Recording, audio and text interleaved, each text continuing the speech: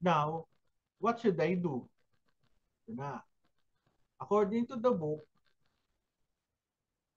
calmly walk away from difficult people. This is the simplest. So, kung kaya mong iwasan, iwasan mo na. Diba? Kasi ganito yan eh. If you are with these people and they are giving you negative vibes, I always say this in my lectures. Yung utak mo is 100%. Gusto mo, positive yan 100%. However, if you have difficult people around you, because of the negativity, yung 100% mo magiging 80%, magiging 60%, sira na yung ang araw mo. So, what is the best thing to do? Shy away from negative people. Number two, try and understand the difficult person. Sabi ko nga sa inyo, baka may pinagtataanan. Sabi ko yung mga 5 issues, yung mga personality issues, stress, miscommunication lang yan. Okay? Or may ibang other factors affecting his or her attitudes. Try to understand bago ka magsalita o bago ka mag-isip ng negativity towards that person. Number three, take responsibility for your own reaction. Pag binigyan ka ng isang difficult problem, it's up to you kung ang i-react mo ba ay positive o negative. For example, yung isang difficult person nasa harapan mo, hindi mo na gugustuhan yung kanyang hindi mo gusto yung nakikita sa kanya, gagawin mo, susungitan mo. Pag naramdaman niya masungit ka, susungit din siya sa'yo. Susungitan na kayo. Ang tawag natin din yung based on by lecture sa stress, yung snowball effect. Yung simpleng problema lang, pag pinabayaan ng pinabayaan, lumalaki. Okay? So, pag, pag pakita ka ng negativity, ang balik mo, negativity. Negative na nga yung other person eh. Ito importante. Learn what to say and not to say to a difficult person. Pag minura ka, huwag mo murahin. Okay?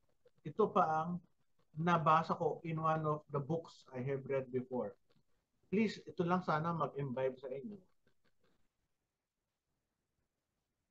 Pag meron kayong negativity vibe sa isang tao, wag niyo itong sasabihin sa ibang tao. Okay? Ito ang ano ko aking mantra ba tawag doon. Uh, I cannot say something against that person na ini-imagine ko nasa harapan ko siya eh. So kung ano yung hindi mo pwedeng sabihin sa harapan niya, huwag mong sabihin sa ibang tao. Babalik ka na at babalik ka nga. What if nag-message ka doon sa isang best friend mo, at total kaibigan na si Raulo. Pag yan ay nag-leak, bumalik yan doon sa kabila, wala kang lusot, naka-screenshot ka na. O kaya, in a group of friends, sinabihan mo ng negative, chismis. What if isa doon nakaaway mo, babalikan ka ng isa dahil chichismis ka doon sa kabila.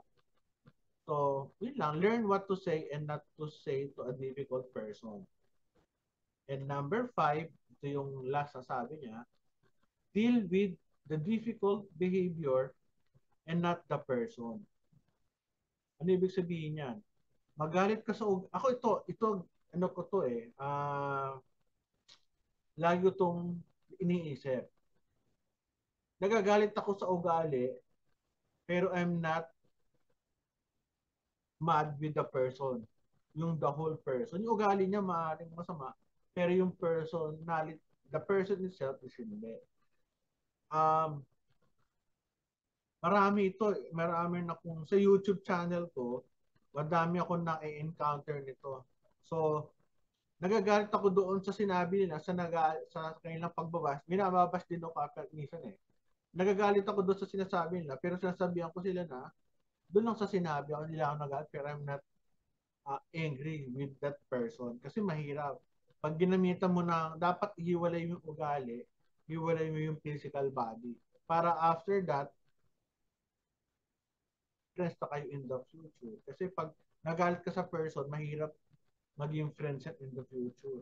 At isa pa, mindfulness. Ang ibig sabihin ng mindfulness, um, be in the present. Ngayon, pag nagalit ka, siguro nagalit ka lang during that time. Pero in the next few days, tanggalin mo na yung galit mo.